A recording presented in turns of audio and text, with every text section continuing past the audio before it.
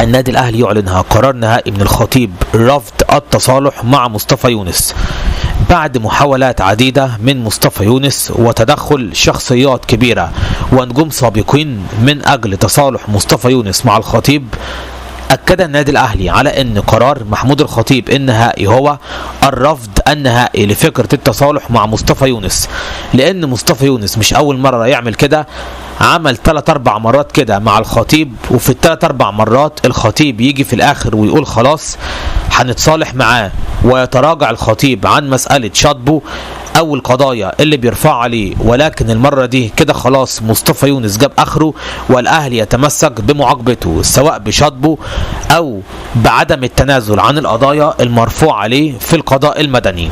فبالتالي مصطفى يونس الآن أصبح تحت التهديد زي مرتضى منصور كده لما كان الخطيب رافع عليه قضايا.